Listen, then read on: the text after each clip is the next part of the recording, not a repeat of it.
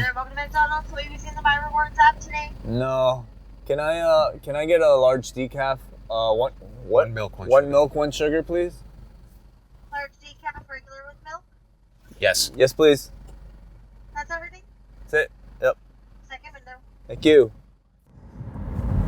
Hello, everybody, and welcome to the CarCast edition of Rewind-A-Dynamite. I am John Pollock, literally riding shotgun to Wei Ting, who has commandeered the vehicle. And it is almost 1 a.m, and we have crossed the border, leaving wonderful Buffalo, as we are now on our way home after searching out the most elusive service in this part of Ontario / Western New York, and that is a gas station. We went on quite the journey because we were about to be running on empty.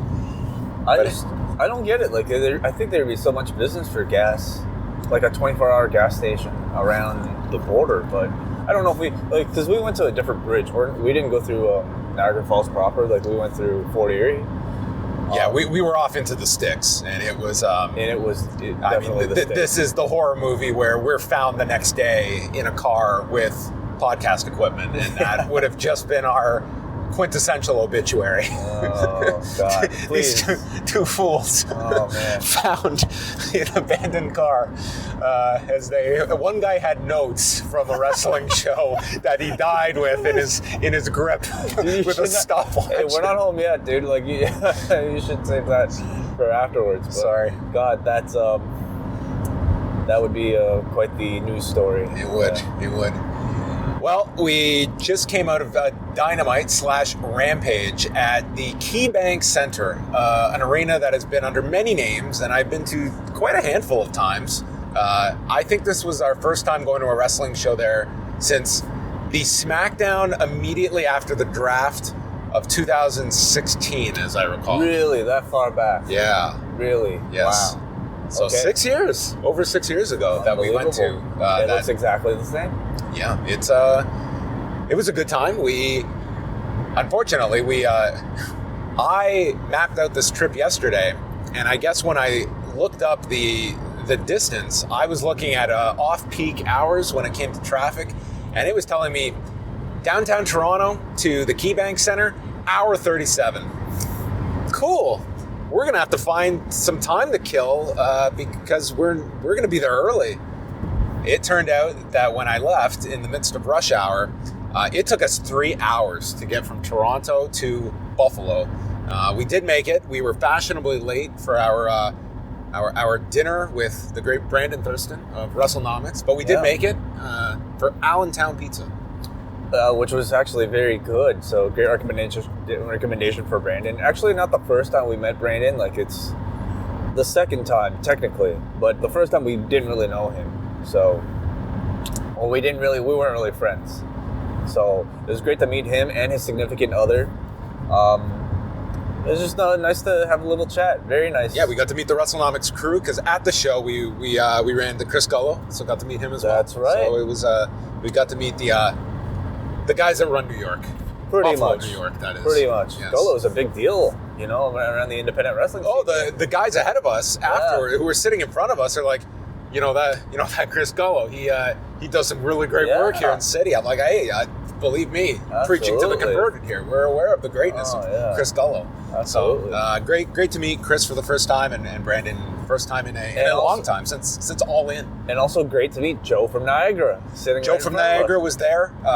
Nice to meet him as well, sitting in the seats. Also, nice to meet that child that was behind us in our seats. Oh, met plenty of him. Yes. Wow. So we were seated, and behind us was a father with his child, I presume.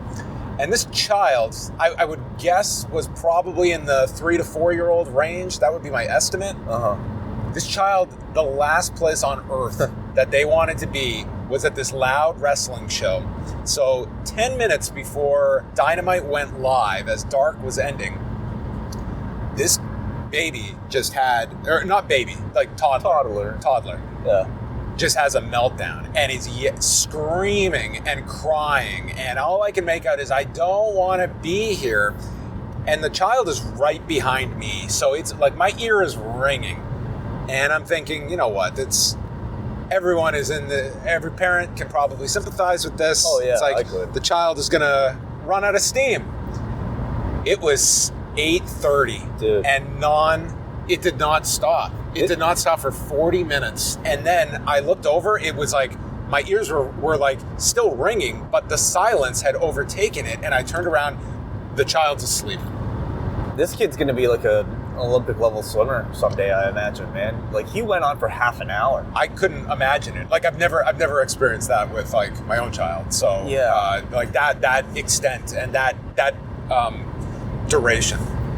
I mean, clearly just, somebody who wanted WWF tickets and not Obviously, yeah. AEW tickets, but yeah, he or came to see his favorites, and you know what? Coming out of the pay-per-view, change of plans, card subject to change. He was like, I don't know, complaining about his feet or something. I'm like, and the dad's like, you're sitting down. Why are you complaining about your feet? The father was here to see wrestling. Nothing was compromising this outing for him. But I was very close to getting up and going to other seats because it was tough. Attendance-wise, what would you say today's show was? So I believe like the last check at WrestleTix had it, I think under 5,000, and like maybe I'm guesstimating like 4,500 to 5,000. That felt about right. Yeah. It was very noticeable. Like Dynamite camera? ends, Rampage, dude, there were people just out of there. However, when Rampage started, I think some did just like maybe go to the washroom, go to get drinks, because it was a healthy crowd for Rampage, but it was a very tired crowd by the time Rampage comes around. It's like they've been there 3 hours. That fourth hour is tough, and there was some very good wrestling on that fourth hour. Yeah. For me, it was like more so. I mean, AEW Dynamite ends on such a high. To kind of build that back up for Rampage, they have to turn around the whole set. And I've been to like WWE tapings where it's, I mean, even from dark to Dynamite, it's pretty fast. What would you guess? It was like 10 minutes or so? For Rampage, it was like 15 minutes. I don't think the show came back until like 10:17. Yeah. And that's, I guess for a wrestling show, it felt like a lot of It's like the air's out of the balloon, and then you got to rebuild it. And God bless Claudio and Dax. They worked so hard. It was a really good match, and they did get the crowd at certain parts, but it was one where I think if that happened in the first hour of Dynamite, I think this crowd would have been no doubt, that much more amplified. It was a really great match on Rampage. Yeah, no doubt. It's always a challenge, trying to fill that Rampage spot, I'm sure. But I mean, to me, like, it felt like a more significant Rampage than usual because of that match, because of Darby versus Sammy, and we won't go through spoilers here. We'll be doing our own review after watching. Suffice it to say, like both of those matches, they also did a quick match with Serena Deeb and Madison Rayne, but the two matches, the book-ended Rampage, were like, it's a strong Rampage this week. Strong Rampage, I thought, yeah. But what I'm very curious to see, and we talked about this, is whether or not they sweeten the audio. Yeah. Because it definitely it was pretty down. Quieter. Yeah. So I have to imagine they might do something. But anyway, so that was Rampage. I'd say, I don't know, like what would you estimate? Like 25% of people might have left, like between Dynamite and Rampage? About that? Yeah. So I'm sure that's pretty much it's typical. tough on it, like when you're actually there. Like it's a Wednesday night. I've watched 3 hours of wrestling if I got there for Elevation, and you've got your fill. Like I honestly, if Dynamite ended and that was the whole show, I'm leaving very satisfied. Sure. And for some, it's like that fourth hour is going to be tough for ones that they've got their fill for the night. But I guess we should start off just talking a little bit about since we last signed off on Monday, just some of your overall thoughts on everything going into tonight's show. And I think coming off the pay-per-view and all of this, like I'm expecting a big number for Wednesday, because that was all the focus, and obviously it was the absences on Dynamite that overshadowed anyone on the show, but it did very much feel like a kind of rallying the troops kind of show with the Moxley promo, and even with everyone, like you could tell like the little statements that were made and stuff like that it was like, listen, we are coming off one of our worst events in our company's history. Definitely. In terms of like personnel, like outside of the real life situations, like in terms of a locker room, this was a really tough week for the company, and it's not like the problem is just gone. It's like it's still lingering. Yeah. I would say in terms of PR, in terms of like public perception, there are still a lot of questions right now about just, I think, the leadership capabilities of a Tony Khan, and really just, I think, the professionalism of AEW in general. And, when you're still a relatively young company trying to, get a bigger slice of the pie, so to speak, and trying to prove yourself to like major networks, it's terrible to have that sort of perception. And today was a bit of a course correction, or at least an attempt to maybe quell like some of the negative press out there by delivering like, I thought it was like a purely, solid professional wrestling program. You know what I mean? Without many major stars. Like, this again kind of was like the depth situation of like what they have at their disposal, that they put out a 2-hour show, but not to the level that we've been used to over the past year. But I mean, it was Jericho and Moxley, like the same level of stardom that we've had like for the first year of AEW. It was, and I thought they put together like a quality Dynamite. I thought the last hour was very strong with the two matches. I really liked that they went with Daniel Garcia and Wheeler Yuta. Like, I think you would have done that regardless, but on this week, it felt like a nice statement having this show build to the big, like, Daniel Garcia was so popular in this building. That was obviously, I think, the big take-home moment from everyone in that building was just a solid win for him, and giving a nice speech after, which I don't know if that is going to air or anything, but just giving this is what it is about. It's about the wrestling, nothing else, and just a nice message for the Buffalo audience that showed up for it. It is worth noting that Kenny Omega, CM Punk, and the Young Bucks were apparently taken out of the opening of the show, and I guess the status of which, like, we have seen like the reported suspensions that have been handed out.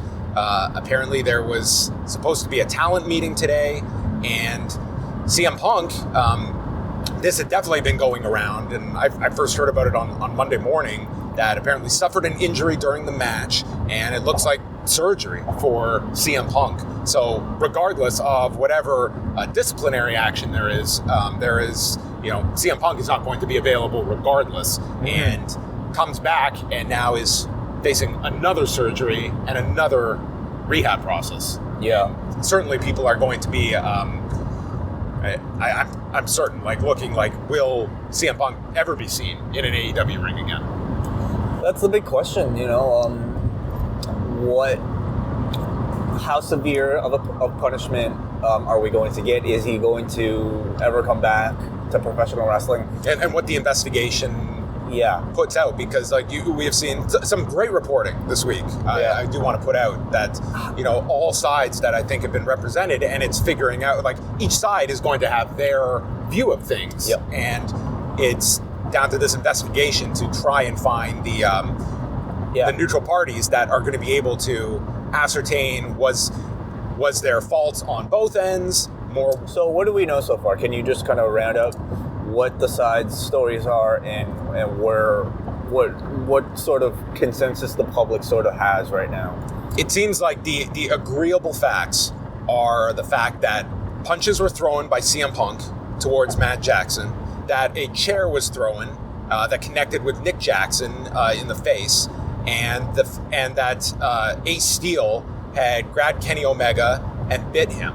Now, what is going to be the most obviously disputed is who started this, and did one side approaching the other, did they do so in an aggressive manner? Did they come in a passive manner? Was violence the number one option? Did it escalate to that? Was CM Punk and Ace Steel in a position where they felt they were defending themselves? All of these sides could believe what could feel justified. It's very tricky when you're trying to measure intent. That's something that's very difficult. And you've got a lot of big personalities, and you have to be very careful too. At the same time that you were talking about some of your biggest stars in your company, that this could blow up in a significant way. Where are there parties that don't want to return to work, regardless of that will not accept the punishment if they feel that they were justified in their actions? it's very complicated in terms of how you handle all of this and what the message is on top of it to your locker room. Like, I do feel this is that line in the sand moment of that Tony Khan has to be able to really put his foot down and, you know, establish the fact that it's going to be more of a, you know, disciplinary, you know, measures that are taken when, you know, you have guys out there that are feeling that like they are above punishment. I think that this could have a significant effect. I think it has to, because if it doesn't, you know, it just feels like we are still in the midst of chaos here, and this has to be handled in a way that there is not a easy. I don't look at this as you remove one person from the equation and suddenly we're back to normal and everything's great. I think there's going to be a lot of residual issues that come from this, from people in the locker room that are going to take sides, from people directly involved, from people that are going to cast blame on those that are still around. I mean, it's this is the ultimate test, I think, of Tony Khan's management skills. Well, you're already seeing punishment, you know, or at least, like, I mean, these suspensions to me, and like stripping of the titles is almost like so inconsequential when we're talking about fiction, you know, when this is very much a reality. Like, the punishment could be very legal, you know, could be criminal even, like, to some extent. So I think you're already starting to see like some, at least, you know, suspensions leading possibly to more post-investigation. I certainly, for the person who actually delivered, the people who delivered like the actual physical attacks, I don't see much justification. Anyway, but you know, that's for like an internal investigation really to decide. All I can really speak about is sort of like the public perception of it. And from the moment Tony Khan appeared on screen today, he was booed. And I imagine, you know, people watching at home might have been able to hear that. And it reflects a lot of the online sentiment regarding Tony Khan. This has completely poorly reflected on him for, you know, again, not like he was put in an uncomfortable position, that's for sure. But I think he was trying to placate everybody, and this came to a point where maybe that was just unrealistic. But at the same time, you are looking at, these are all stars that I do not want to have to pick and choose here. I want to accommodate everybody. You don't want that, right? And you don't want that in a leader, though. Like, maybe in some ways you do, but like in a professional wrestling environment with egos as big as like people have, I don't think that's not effective leadership. And whatever the case is, like, nobody expected it to get physical like that, right? Like, Tony Khan in the press conference, I don't think for one second thought like this could escalate that quickly, like literally like minutes later after Punk said those words. But you know, it all makes him, it's the worst sort of like perception he's had since AEW began. And so much of it, I think, in addition to maybe not saying anything while Punk was at that press conference, it might be his general demeanor as well, like kind of coming out and, I don't know, just getting into these like pro wrestling promo modes that maybe in the past would have been well received, but now just, you know, when you start to dislike something or somebody, all the, like, everything they do starts to like annoy you a little bit more. And I don't know, we've had multiple instances tonight of like Tony Khan coming out, and every time he was booed, he did not come across cool in any way. Maybe in the past that was endearing, but tonight, I don't know. I don't know if he came across that well even at the end of the show. What would you have wanted Tony Khan to say in that situation as Punk is just starting to unload mid-press conference that, and like, I'm trying to get into his headspace of, is me stepping in and getting confrontational with my top star, with all this media, like, I'm looking at it from, you know, he he took a just bystander role. And I think it's also worth also assessing that CM Punk felt confident and comfortable enough to denigrate these EVPs right in front of Tony Khan. Yeah. Like there was like, I know I can do this, and I'm going to do this almost like right in front of the head of this company and just completely insult some of his key people that were the building blocks of this company. Like it says something that he felt that brazen, that he could do something like that in front of his boss. Right. I don't know what the proper thing that he could have said in that wildly unusual situation was, but let's just maybe think about for a second, if somebody went on your show, John, on a post-wrestling podcast and just went off about me, about, I don't know, somebody else who helps you run this thing, or just said something that was would you feel the responsibility to cut him off? Would you feel the responsibility to say something at least in relation to what that person had said? I would, if it was you specifically, I would probably be very unprofessional. I would probably get very, very defensive in that moment. Maybe it's maybe that's a bad example. If it was to that extent where it's a personal attack, I can take professional critique, but but it's also how you want to present yourself. My point is, Tony Khan is ultimately responsible for that airtime. Yep. Right? Yep. And should he have stepped in?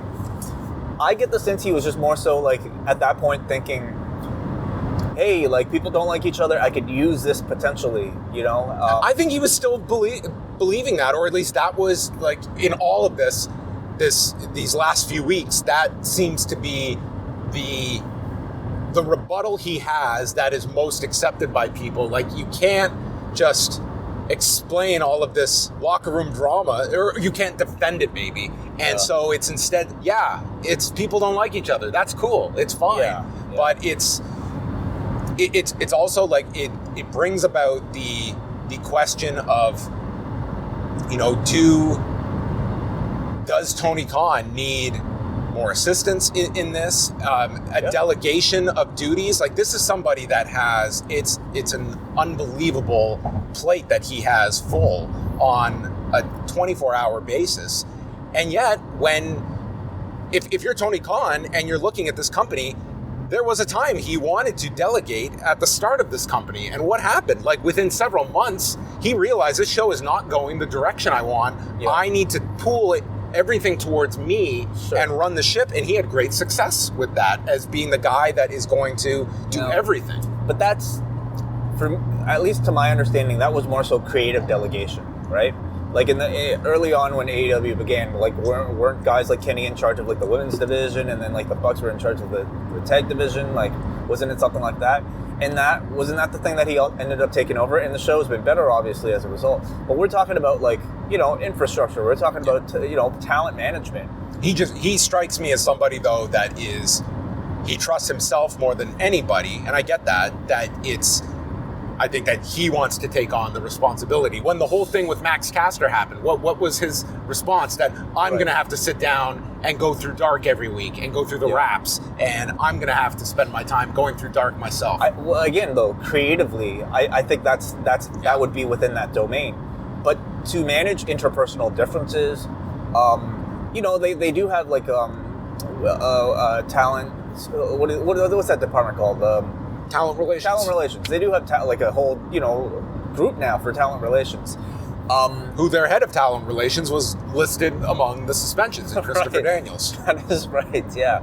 So, which is a question in all of this too, is the role that they saw in Christopher Daniels and Pat Buck. I mean, are they just guilty of being in the mix of trying to break things up, and it's blanket suspensions? Because suspensions assume guilt that they did something wrong here, and those are two people that are. I think there's questions about what was.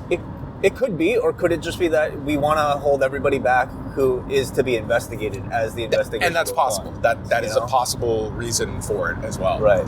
But no matter the case, clearly this was a majorly unresolved issue that has been going on for a long time now. We've known from reporting that, you know, really came to a head at this show, and it probably should have never gotten to this point.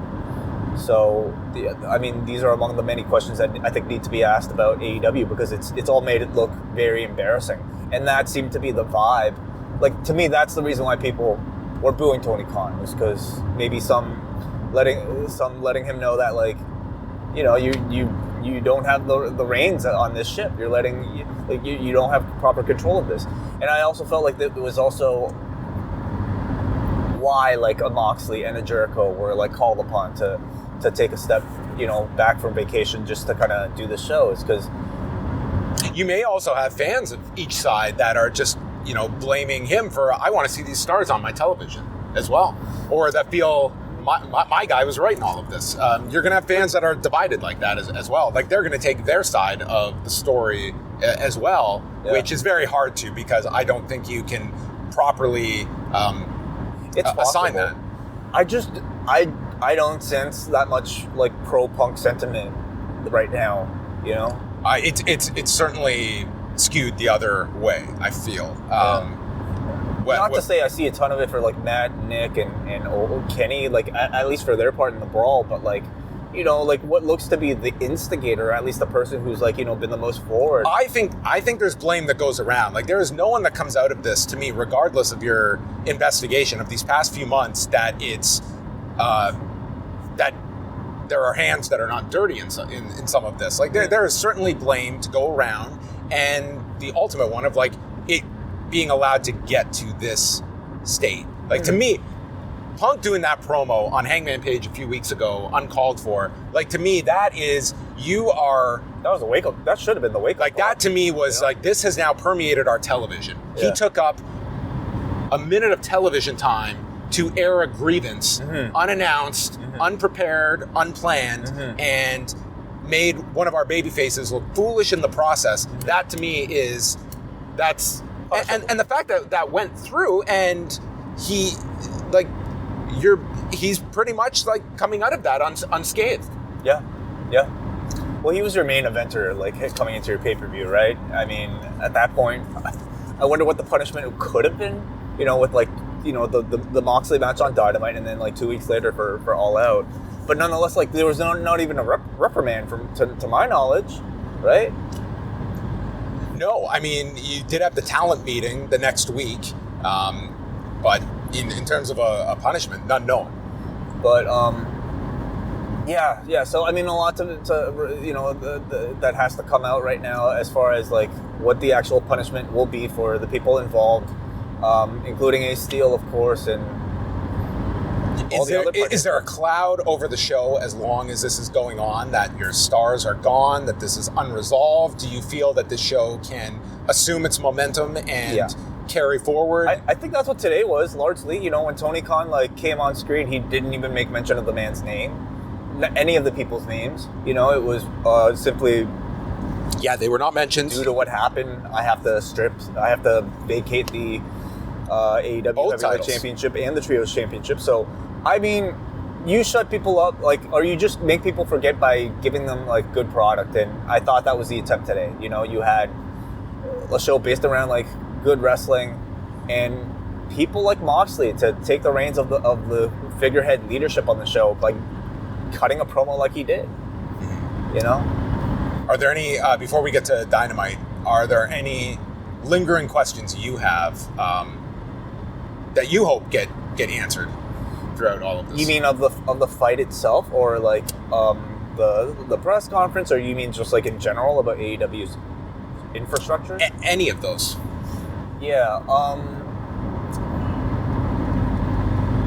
I would love to have a bit of clarity about, like, what the EVP powers actually even mean, you know? Questions like, you know, who exactly leaked information out there? I mean, it seems to be, like, some consensus around media people that, like, it was not the Bucks who, not the Bucks normal Kenny who might have tipped the media, at least that media, about Cabana. No, which, I mean, it's certainly, like, for Punk to be so adamant in that press conference is what was his information that he had that gave him such clarity and confidence that is what happened, because you have prominent reporters that are stating that did not happen. Yeah. At least to them specifically. At this point, it's like, it's so much he said, she said, like, drama that, I mean, we may never really kind of get to the bottom of, but it's almost like kind of irrelevant. You know, all we can talk about is the facts and then the punishment coming off of what we know to be the facts, right? Yep. So, yeah. So let's get into Dynamite as well. While I was jotting down these notes as well. So last week we were talking about, Tony Khan's comment that after Sunday our roster is going to be as strong as it's ever been, and taking into account the fact of the suspensions that take out Omega and the Bucks temporarily, and then you have the CM Punk situation, but he's hurt on top of that. You have also got out of action Kyle O'Reilly, Adam Cole's still out, Thunder Rosa, Christian, Ruby Soho, who just broke her nose, Chris Statlander, and Alex Reynolds, who they did note on the broadcast tonight, is hurt as well. So all of a sudden, like, we went from, like, we're on the verge of getting to full strength, and those are, like, they are down a lot of names. I mean, listen, in a sport like this, it is almost expected to be the norm, isn't it? You know? It'd almost be, like, unusual to have everybody at full strength, everybody back. Could this just be kind of like a byproduct of a growing roster? I mean, stylistically, I don't think the wrestling is that different from what they've been doing for the past 3 years, right? What could be done about something like this? I mean, it's just, you're coming off this terrible run of injuries, and it looked like they were just slowly building everything back, and boom, it's like the dominoes fell again, and now you're down all these names again, and the consistent one is Adam Cole, who now he's been out since Forbidden Door. Concussion. So and that's one, like, you're just not going to be able to put. And Kyle O'Reilly, like, neck fusion surgery. That's what he's indicated. Which, I mean, it's a long time. That's going to be a long time. So, very serious one.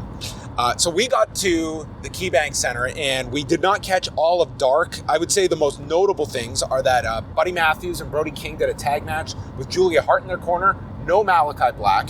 And then there was also Hikaru Shida won her match, Ryan Nemeth and taking on John Silver. And then the last match saw QT Marshall come out with the Factory and run down Buffalo, stating this is the one city I said we should never come to. And that prompts the Butcher and the Blade to come out to a giant pop. And along with the Bunny, they're in Buffalo Sabres jerseys, super baby faces, and they beat the Factory. So a nice moment for them, and putting them over in the main event of Dark Elevation. That was the most significant thing on the show, is just to kind of see the hometown reaction to those three. And it was wonderful to see. Sure. Anything else from the tapings from Dark Elevation? Those were the only we saw the last 4 matches on it. I guess there were several that we missed earlier, but those will be airing on Monday. Dynamite had Tony Schiavone, Excalibur, and Taz out for the whole 2 hours, and then they saved Jim Ross for Rampage. Yes. Do you find any of that interesting? The fact that he called half the pay-per-view, which is unusual, and I mean, he was like already being saved for Rampage for a bit, but then he came back. Wait, before he was being saved for half of Dynamite. Yeah, they've been mixing it up all over the place, so I don't know if you read anything into that beyond just how Jim Ross has been. Like, there's been some where he's done half of Dynamite and all of Rampage. There's some where he's done all of Dynamite, all of Rampage. It seems like it changes based on the week. This week, he was just doing Rampage. But I would say, like, in light of everything that has happened, does Tony Khan take a different approach when everyone saw those comments Jim Ross made going into the pay-per-view about the main event, about the length of the show, and do you want your lead announcer going out and criticizing the build-up for your main event and the length of your shows? And again, that goes to kind of this establishing, like, putting your foot down. Like, we are not going to have people go out there and not promote the company and take aim at it and criticize. Like, I will appreciate the honesty if that's what he believes, which I'm sure he does. But at the same time, if you are the company, do you want your lead announcer out there doing that? Right. I think AEW was created with like a lot of authenticity in mind. And a lot of leeway for people. A lot of leeway, a lot of, I think, like no bullshitting, you know, like when people when members of the staff do interviews, when Tony Khan, maybe not Tony Khan, but like when people do interviews that are a part of AEW, I think I don't necessarily think that they want them to bullshit and just always toe the company line. In this instance, I was in agreement with what JR had to say, but you know, did it make him? Was it offensive for him as an employee to be so blunt, maybe about the problems of the show? I'm not sure. Can you do that while at the same time like promoting yourself as sort of like, you know, like, or getting your talent to like be truthful in interviews? Are they trying to censor talent from being truthful? I think it comes down to where, you know, is this? Well, we don't know. We're only speculating that this could even be. Oh yeah, certainly. Right? Like this could be. It could be nothing. Coincidental. Yeah. And that's something like you have to contend with. Like when you send your talent out there, like if they find fault with your product, are you comfortable in them being critical? And I think that Tony Khan overall, I think he is open to criticism, but it's also like you're also selling a pay-per-view, and if you are Tony Khan reading that the day before, what is your reaction? And that's the question for him. Right. Maybe he's completely fine with that. Tony Khan did start off the show, and it was a message on the screen. He did not come out in front of the audience, although he did later, and announcing that the AEW title is vacant, as is the Trios title, and the Trios title would be decided with the Death Triangle versus Orange Cassidy and Best Friends match that had already been announced. And they did explain on television that the reason Hangman Page, Silver, and Reynolds are not in the match after losing Sunday's final is because Reynolds is injured. So they did give an explanation for that. Sense. And Hangman Page would be in the tournament that was going to start tonight, the Tournament of Champions. Yeah. So they would do Danielson against Hangman on Dynamite, Sammy Guevara against Darby on Rampage, and then next week, the winner's going on to take on Jericho in one bracket and Jon Moxley in the other bracket, and the finals in 2 weeks at Grand Slam at Arthur Ashe Stadium. Yes, that is right, yeah.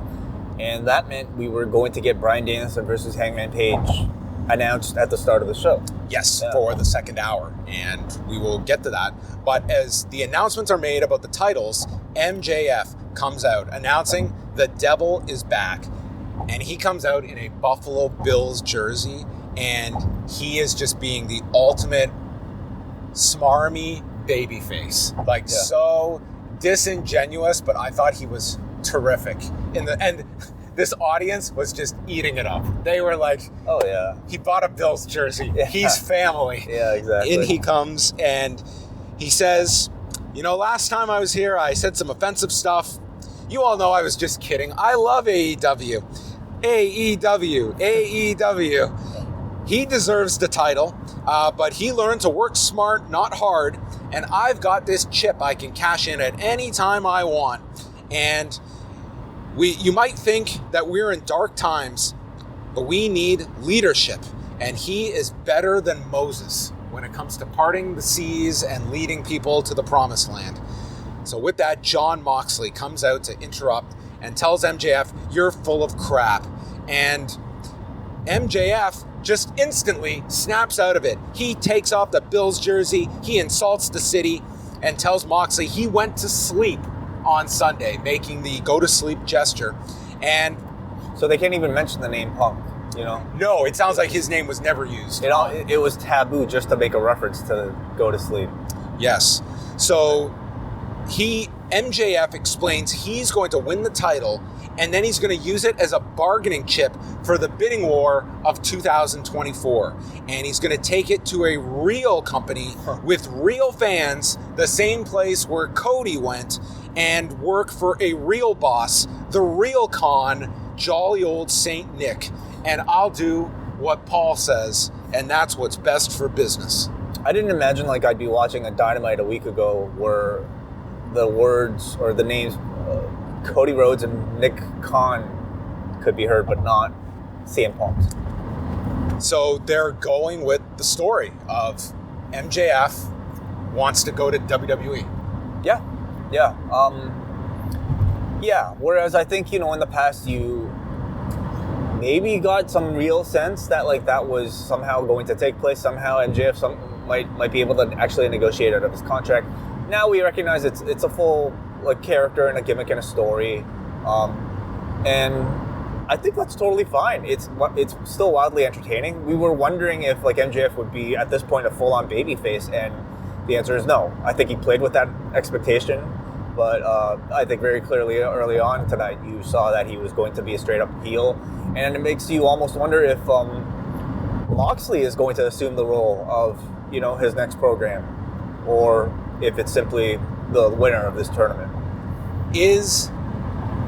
Do you feel it's enough of a home base audience at these AEW shows that the threat of going to WWE is as hated of an act or a threat as it was 6 months ago, where that's a heel act, when WWE is sort of being the cool company now. It's the hot company to a lot of fans. Yes, but they are still very much the establishment.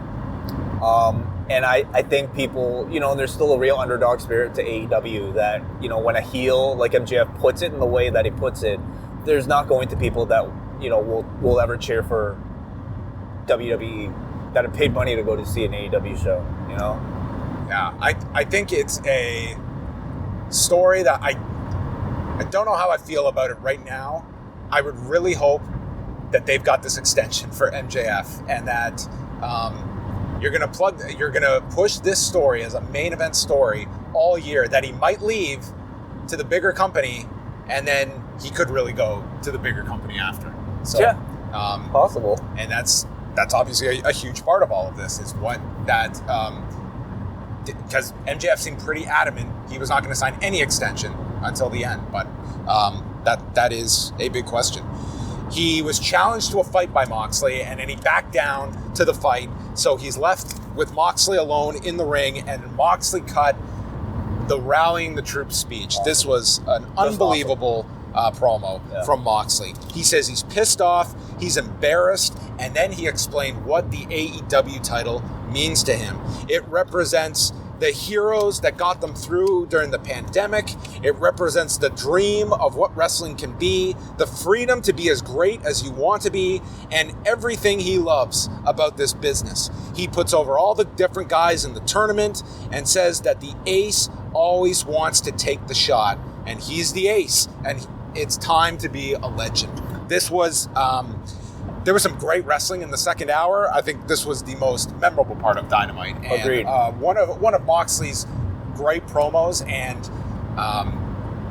he is like, I think this was another level of a guy who is typically a home run promo. Exactly as he said. I think he is absolutely the ace, and he completely proved it over the course of the past week. I mean, I said last week I felt like Moxley was a better promo than maybe even Punk was, and I think Punk would have, like, if Punk was in this situation, he would have done a great rallying cry promo, but man, like, Moxley has the credibility to actually back it up, the track record as an AEW original to be able to back it up, And it really, to me, was also very effective to have the guy that it's, this guy, like, it just comes through, like, this guy loves being in this company. Yeah. Like, it is, and that's something they need right now, I feel. And he probably conveys it more than anyone. Like, he's also the guy who does not care about all the politicking bullshit and just wants to wrestle. He loves it so much he's willing to, like, bleed for, like, I don't know, 50 people in a crowd on a weekend in some middle of, like, nowhere, small town. He's every bit, I think, the person that this company should be hinging their personality on right now, and I thought tonight's speech was so important, really. I think it just seems like the logical final in this is Danielson and Moxley at Arthur Ashe Stadium. And I don't think there's a bad choice of who you go with. There could be the argument that you want something new and fresh, and Danielson is new and fresh. Yep. Moxley, I am not going to complain if they go right back to Moxley. I think I do. Yeah. I wonder if there's renewed interest in Moxley coming out of this. I think there is. Like, he got into a situation as interim champion where it just felt like you're just holding this belt. Like, the guy could not have had a better run as interim champion, that it got to the point of people were like, you can run with this. This guy has just over-delivered and then some. But I also think, like, Danielson as champion, it's something they could go to at any different time, and it'll be fresh, it'll be invigorating. Is it something you can go to at any time, though? Like, are you saying, like, they could delay the Danielson run? No, I think maybe now is the time. Yeah. Now probably is the time to do it. I think it's fresher, in terms of matchups. Because, like, yeah, we've already had 2 Moxley runs. Having a Danielson headline pay-per-views might make for more appealing, fresher matchups. Yeah, yeah. I mean, he would be my pick to win this. And I think him and Moxley, like, there's a reason to do this in the tournament, which was probably what we were going to end up getting last year in the Eliminator tournament. Right. Okay. Yeah. At that point, if I'm remembering all the bracketing correctly. It's been so long, man. I'll take your word for it. So a great promo from Moxley. Yeah. Death Triangle against the Best Friends and Orange Cassidy to determine the Trios champions. Chuck did a big dive off of the stage. Phoenix did a where my writing is atrocious. there was a dude buster attempt onto Phoenix by Trent, and then stopped by double super kicks. Orange Cassidy got involved. They hit triple super kicks and destroyers to the Best Friends and Orange Cassidy, and then Phoenix with the double stomp into a package pile driver.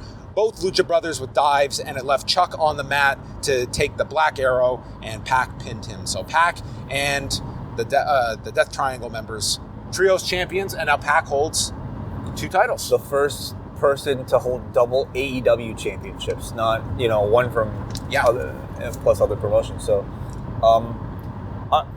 I gotta say, like, I still find it really hard for me to, like, pay as active attention in person to wrestling as I can watching on TV. So apologies if I don't have that much to say about, like, the actual matches. But it was spectacular, about as spectacular as you would expect. And I think as a choice for your Trios champions, I truly feel like Death Triangle. I'm actually, if it wasn't going to be the Elite, it would be that team. I mean, match quality wise, this is a pretty solid number 2 plan. Absolutely, yeah. No, they're. I mean, the belts are pretty much perfect on them. So, yeah.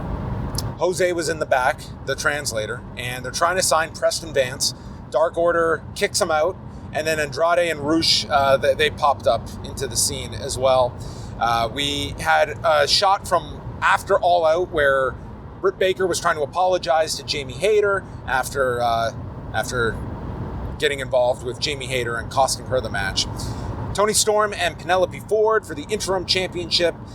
They had a nice match for the time that they had. This was like a pretty big spotlight for Penelope Ford to get, like, I don't know what the time was here, but it felt like about 8-9 minutes, and ended with Toni Storm hitting the hip attack and got the win, defending the interim championship.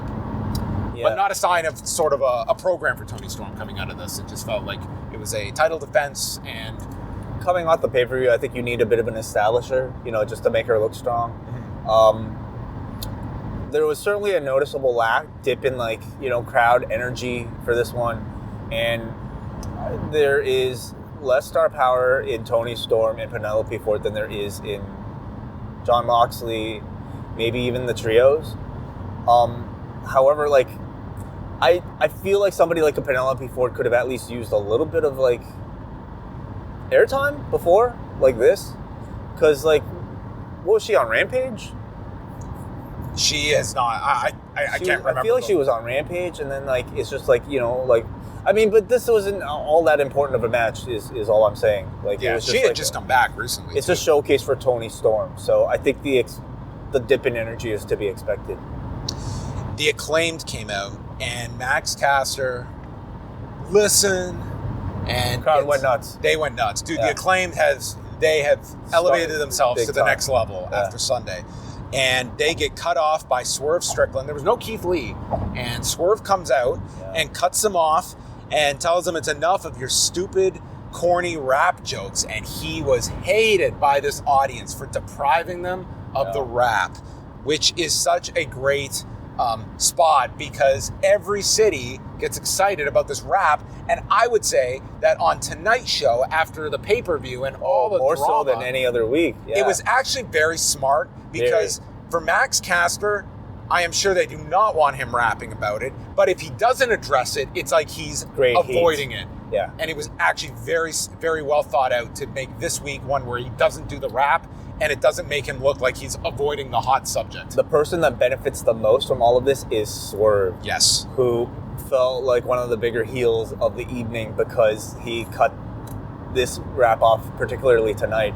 And so, I do believe like this was probably in the works before, but it seems like they are splitting Swerve and Lee as heel and babyface. Do you get that same sense? Definitely. Yeah. Like that was the idea at the end when Keith Lee offered to scissor and Swerve was just shaking his head.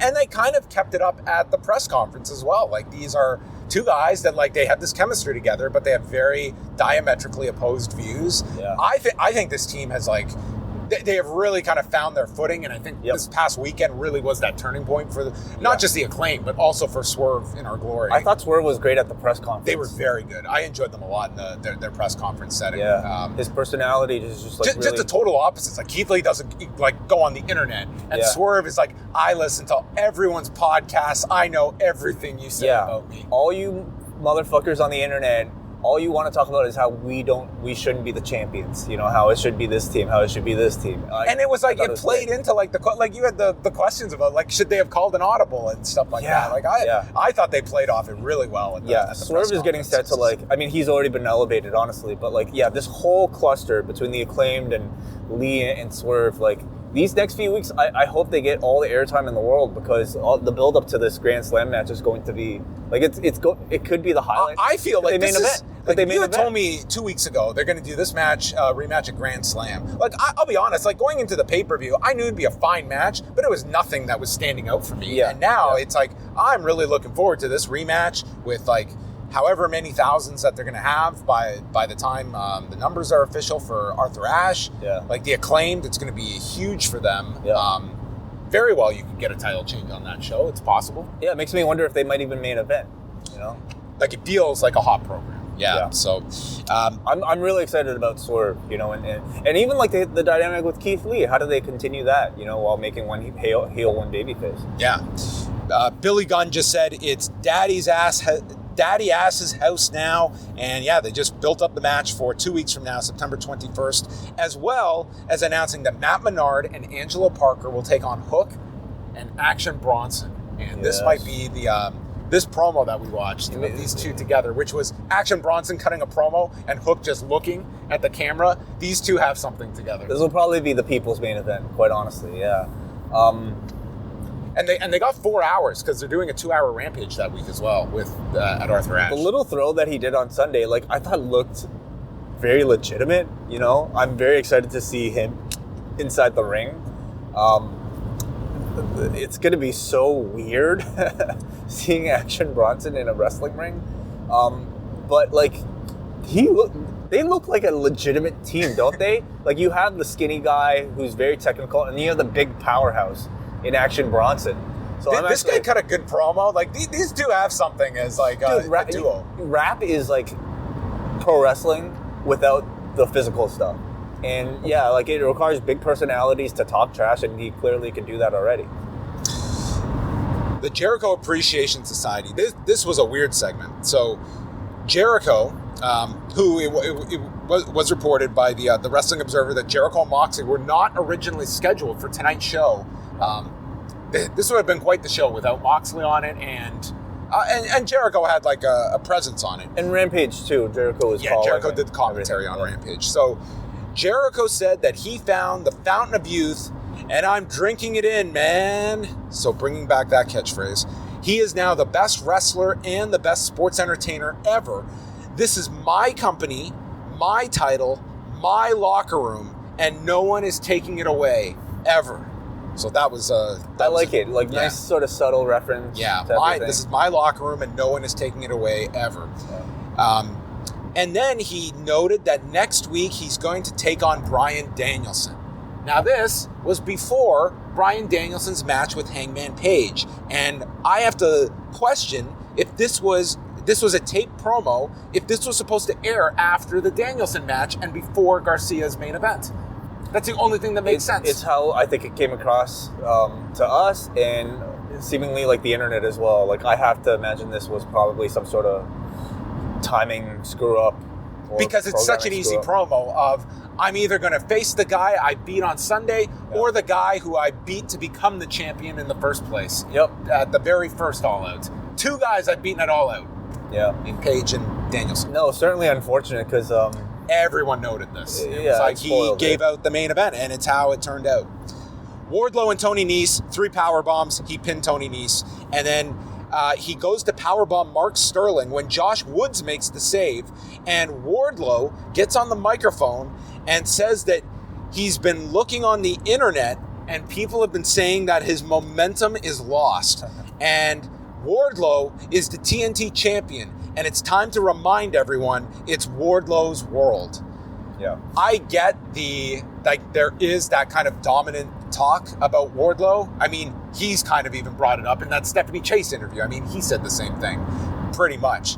I do feel in the body of your show, when you're watching this is a champion I watched destroy everybody, and then I'm hearing him explain that I've lost. Yeah. People think I've lost my momentum. That makes no sense when my head is in the program that I'm watching, and it's like, I don't know. It was, to me, it was like we're going too outside the lines of what I'm watching versus this reality that exists in a scripted pro wrestling show. I think they made it very clear that, like, you know, in order to follow the AEW product, not only do you need to watch Dynamite, not only should you be watching Rampage, you should also maybe be watching Dark, but you also have to be reading Twitter and message boards and Reddit and, you know, all these podcasts. Like, being an internet wrestling fan is sort of like a requirement, you know, if you're to get into AEW.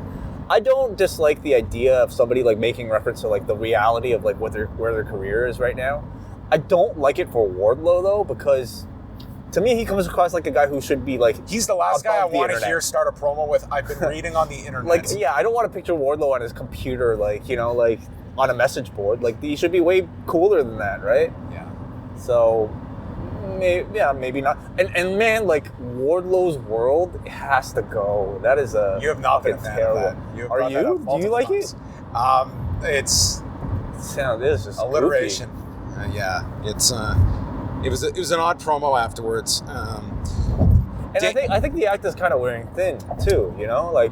I think so, too. Like, the thing is, it gets over in the moment. But I do think, like, that, to me, ever since the MJF win in May, I think everyone was ready for that is the end of this chapter, and now it's on to the next one, and we haven't moved on to what that next chapter is. Yeah. The MJF thing was great because in the end, like, there was something to lead to. Like, you wanted to see this guy get his hands on this guy.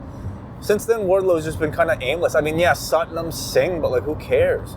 Who cares about that? And they've kind of gone away from that. At least, that was not teased at the pay-per-view like any... like working towards that powerbomb spot. It's, I mean, maybe they'll revisit it. To me, that's the only value of Satnam Singh right now is him taking the powerbomb from Wardlow.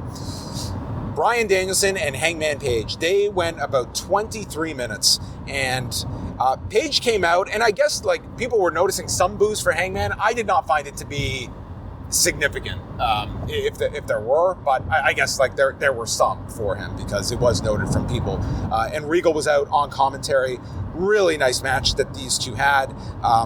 Some highlights here was Page, his arm was snapped on the apron. That prompted Danielson to work on it. They just lit one another up with chop after chop after chop, and they went to this several times.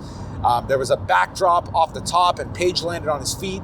Danielson goes to the lapel lock, and he's grinding his nose, like putting his fingers like right in the nose, the BCC specialty.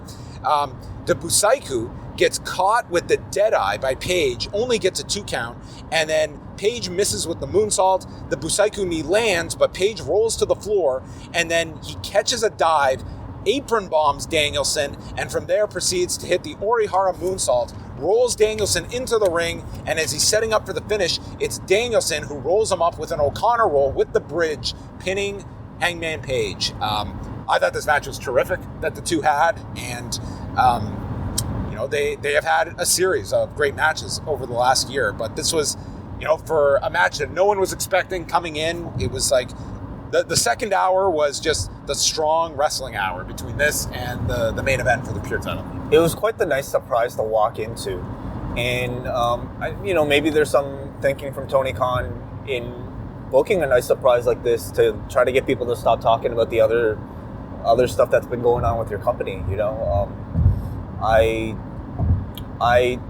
It's a type of match that I think I would have enjoyed a lot more, like watching on TV, just given like some of the technical aspects of it. But the atmosphere was tremendous for it. Yeah, I thought this was very, very strong. Stokely came out with his new group of W. Morrissey, the Gun Club, Ethan Page, and Lee Moriarty. But there was no affiliation with MJF on this show. Right. Do you take that to be permanent, or is it just the fact that MJF had to do one segment and he wasn't going to come out for 2 segments? Because it might have taken away from... I guess. I just think for week 1, if you're going to be like the leader of this group, like I don't know if I'd want them separate on this unless they're not going to be working together. And I think that group loses a lot if MJF is not with them. I sense that he's still affiliated and just didn't necessarily come out for this segment. Is it the best? Like, should MJF have come out with all of them for the first segment, for instance? But then you couldn't have done the Moxley stuff, could you? Then maybe you don't put Stokely's group out there. Like, you made a decision to present them without MJF. So yeah, it'll be interesting. Obviously, like we'll see. Either he's with the group or he's not. And then there was a production assistant who is actually a Grapplers Anonymous student who they decimated and destroyed, ending with a W. Morrissey boot. So what did you think about W. Morrissey's follow-up after week 1 last week? Well, all I saw on Twitter was everybody talking about how beautiful his hair was. It was flowing. flowing. Was luscious, yeah. It was very impressive. Okay. So, you know what? Like, no, he's clearly like the big sort of feature. He's got the look, and he worked hard in Impact. So I'm fine with giving a chance. There's a lot of guys there that you would want to see get a chance, and they're all pretty much in this group that you're. Yeah, the group is an at. Interesting mix. I think it's a good mix. You have the powerhouse and like the big giant Morrissey. You have your tag team, obnoxious like tag team in the Gun Club. You have your technical wrestler in Lee Moriarty. And then Ethan Page, Ethan Page is interesting because to me, like his role... That's a lot of good talkers that you have in there between Stokely, potentially MJF, and Ethan Page. Page's role is kind of similar to MJF's, except like far less famous. And so I hope he doesn't necessarily get lost. So, yeah. What's happened to Scorpio Sky? With Ethan Page? You're right. What happened there? So, for that matter, like where's Sean Spears? Like, what's his association with that MJF? Yeah. What about Stokely with the baddies? Like, we did get the baddies promo on Rampage. Stokely. You're right. Like, I do think you need to tie up some of those loose ends of like people that are. It's fine, okay, if we're leaving a group, but I think you kind of have to establish it because you have people that have been part of like multiple groups, and it's just like it's very hard to keep track of all of these people. Agreed. They announced the matches for Rampage, and then the main event, Wheeler Yuta and Daniel Garcia, ROH Pure Rules, so they did have judges. I don't think they identified them to the crowd. I saw Matt Sydal was one, but I didn't catch who the other 2 judges were. But Daniel Garcia's entrance, he is joined by Westside Gunn, who rapped to the ring. From Buffalo, and had also bought like the first couple of rows in the front row. On the hard camera side. Yeah. So there you go. I always like when they do this kind of stuff for an entrance to make it seem special and kind of telegraph the win, but like that's what you should do. It's it's Sean coming down the zip line like at WrestleMania 12. Yeah. To me, it was like this crowd. They were so into Daniel Garcia, and it was like, man, they just want to pop, and you knew you were going to get it at the end. Chance if you're a wrestler, singing for Daniel Garcia. We see an early rope break by Garcia, and then Yuta is like, he's acting heelish here with like his kicks to the head. We get rolling Germans from each. Garcia hit a German off the second turnbuckle, dropping Yuta on the mat, and then followed with a superplex. They then got into a slap fest on their knees and then to their feet, and it just picked up and up and up, and they were just drilling one another. A big chance of Garcia, and then he goes for the sharpshooter. Yuta gets the rope break, which is his first, and then he gets a warning for a closed fist.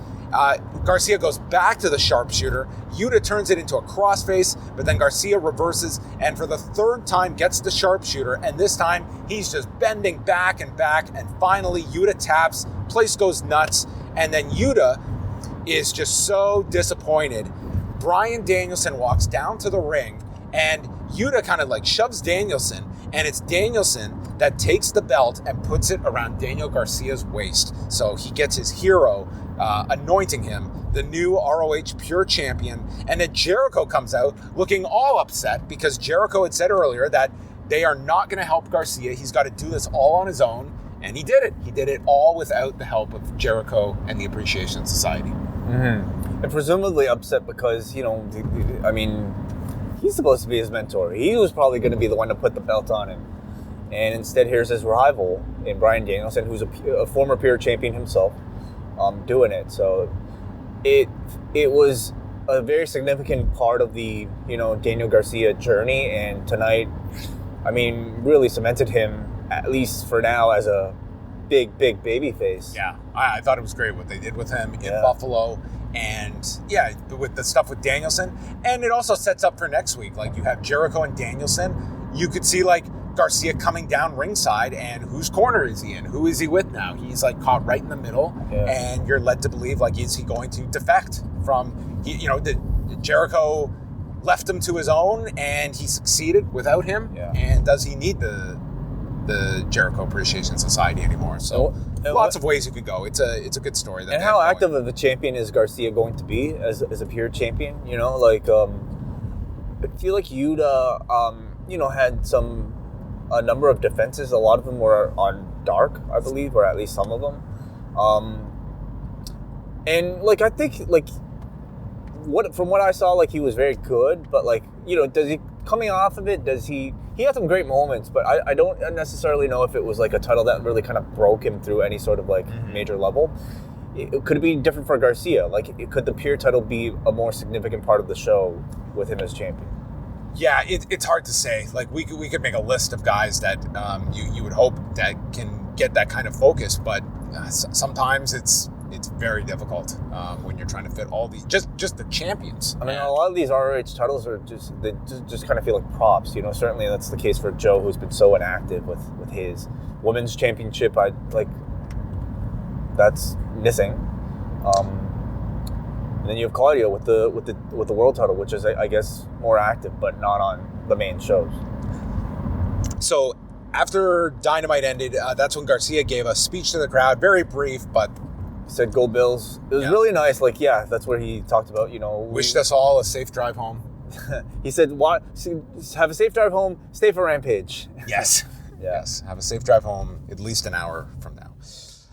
Rampage, we're not going to go over because we're going to review it on Friday. But I would say I thought it was like Guevara and Darby had a very good match. I thought Claudio and Dax had an excellent match, and I'm actually looking forward to rewatching that on the broadcast to see. Like, they had to work for that crowd. Like, it was definitely a come down after Dynamite that that hour had to deal with. Yeah, it's a tough spot. I mean, because, that's when people are leaving and everything. So the main event on Rampage it's the spot I actually have a lot more respect for after seeing, the turnaround. And, dude, Moxley gave an awesome speech. Dax gave like an equally incredible one afterwards. Yeah. And that's not spoiling anything, by the way, because they both gave speeches after the...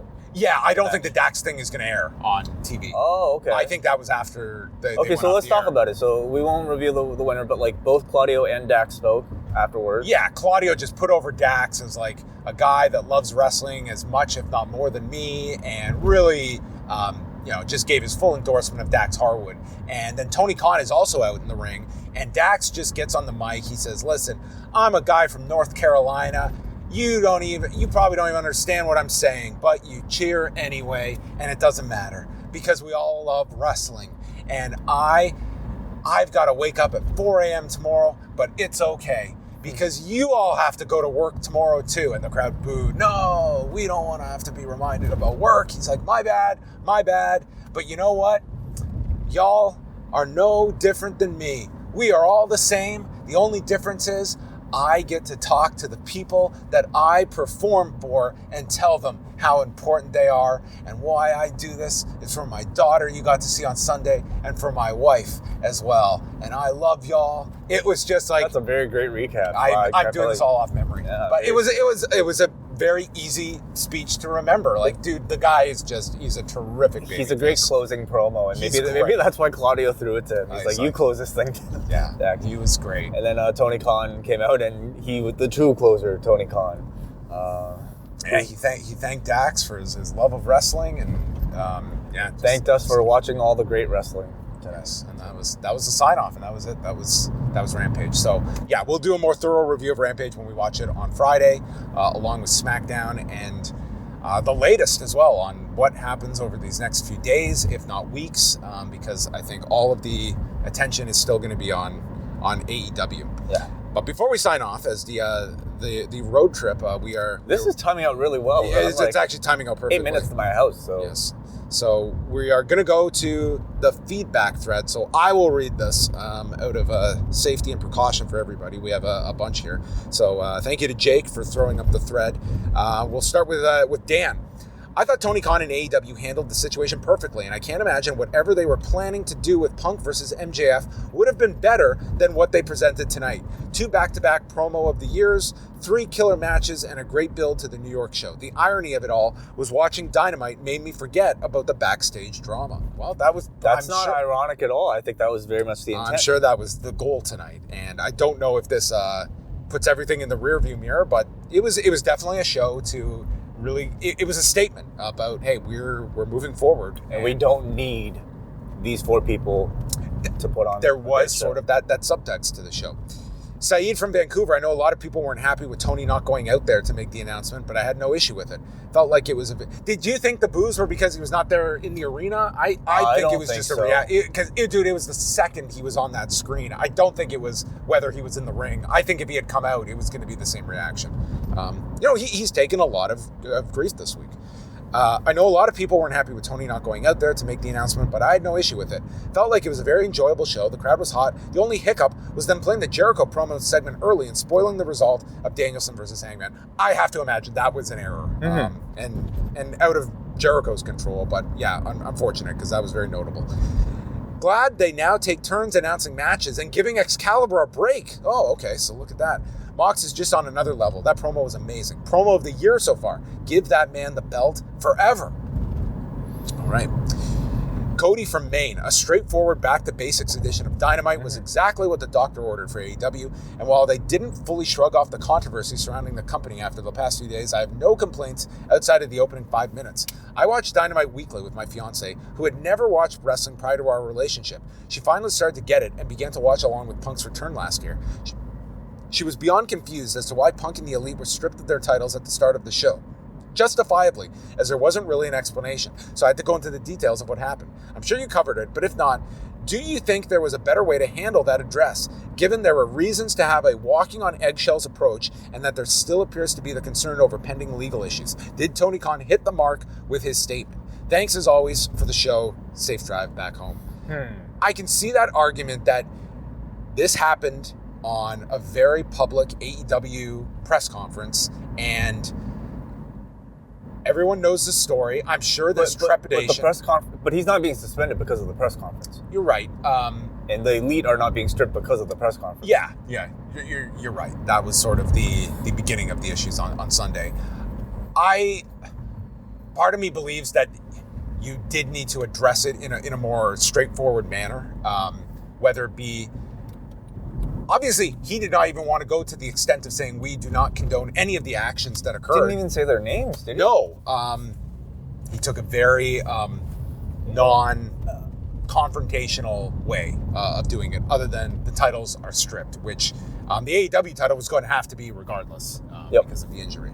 So, yeah, I can see that as a complaint that people have of, like, you know, addressing what should the they have said? What should they have said, though? Due to recent controversies, but then you got to get into the controversies. You know, it's hard. It's hard. And do you go out there and you give It's kind of all or nothing. Like you have. Yeah, like you have to go out there and you either are going all in and you're going. Are you labeling everyone the same? Yeah. Are they? Ace Steel threw a chair and bit Kenny Omega. Like, do you go that deep? You know? But you've assigned suspensions at this part, right? So you've already taken that step. Again, you have found a reason for them not to be present at your show. Right, but you know, again, AEW has always operated. I mean, it was a company born off of a YouTube web show, right? Like, so they're very much they continue to operate on the assumption that most of the audience does know, and if you don't know, then maybe you'll have to go on Twitter to really figure out the rest. It's a big enough story that I feel like they could run with that and be okay, you know. And I feel sorry for, unfortunately, your significant other who, you know, thankfully she has you to keep her up. Jordan from the Bronx, the fallout from the media scrum turned scrap has resulted in AEW making a definitive statement. By not attaching the interim tags to the New World and Trios champions, it shows that they're moving on from the Elite and Punk on screen for the time being. Yeah, that is a notable point. They're not doing interim titles. And you just did interim, like you can't. Yeah. And you got another interim championship already running. We now have AEW's first double champion, 2-pack. I'll see myself out. Very nice, Jordan. Excellent. This episode felt like a soft reboot. The tag title rematch at Grand Slam feels like the audible that everyone was suggesting should have happened at All Out. MJF cut a great promo as a returning babyface and a returning heel within 5 minutes. Moxley's promo was a needed rallying cry, and I'm sure many of his co-workers wanted to hear. It sucks that his vacation was ruined. I can't imagine what that phone call sounded like on Monday.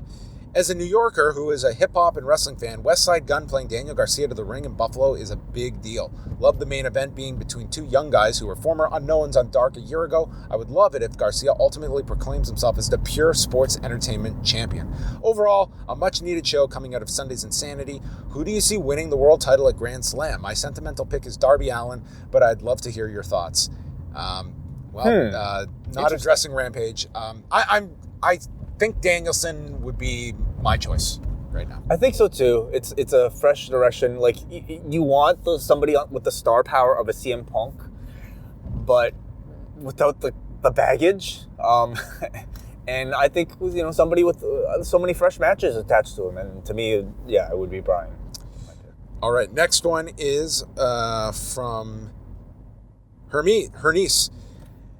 Maybe negativity is in the air, so now I might be looking for trouble where there isn't, but should more be talked about the Trios tournament? The titles were obviously being held out until Kenny came back, and then the first champs are Kenny and the Young Bucks. Man, Mox has been the MVP and rooting for him to win the full title and have a run with it, putting everyone over with that promo. Swerve turning heel, and now TK is hoping they can recreate the magic in Queens that they had in Chicago. Keith Lee didn't give back those vacation days that Moxley did. Squash after squash, Wardlow needs a big program and fast. Whatever was said in that meeting seemed to light everyone's behind. So, reports of a meeting backstage. That was, Fightful Selected reported that there was scheduled to be a talent meeting earlier today. Okay. But I have not seen anything that's come out of that yet. But we've also been kind of detached tonight.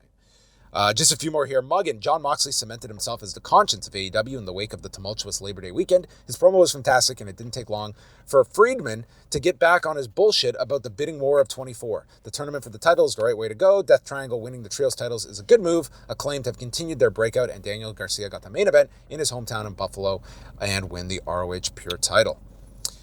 Mr. Kane, this was a show that needed to deliver, and it did. Hangman and Danielson was hard-hitting. I couldn't have expected any other outcome as Page is too close to the situation, and really Danielson has the bigger upside at this time. Not the time to make a statement with going with Page until the dust is cleared on the internal matter. Tournament for the AEW title is great to build anticipation for quality matchups while making MJF look like a snake waiting in the weeds for the right moment to strike the new champion. While MJF gave a decent promo, it was Mox that rallied the troops in the ring. Honestly, seeing him come in short notice, sacrificing his time with his family and his health to rescue AEW from the disaster of Sunday is not only commendable, it's downright legendary. If he wants to carry the belt again, give it to him. He is the man.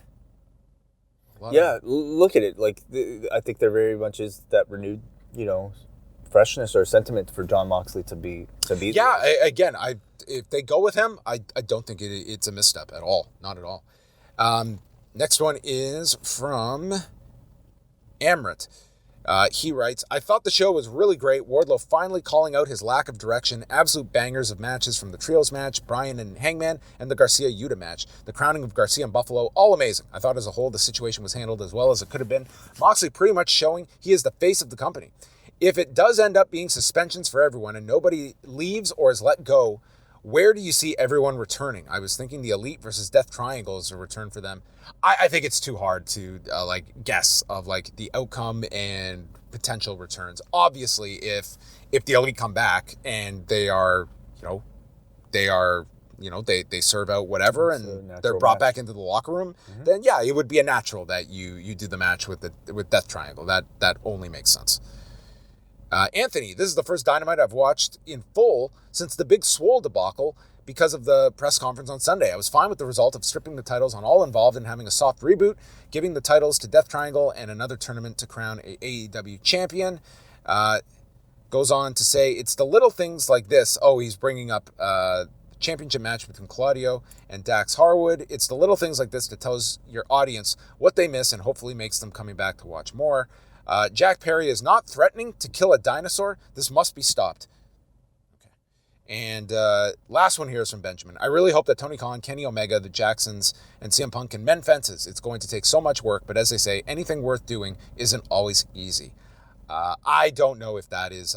I do not see a scenario where you bring all these combustible elements back under one roof. That would take a hell of a... Not in the foreseeable future. No, I think that would take an extraordinary amount of mediation, and I just think that time was in the past, that was doable.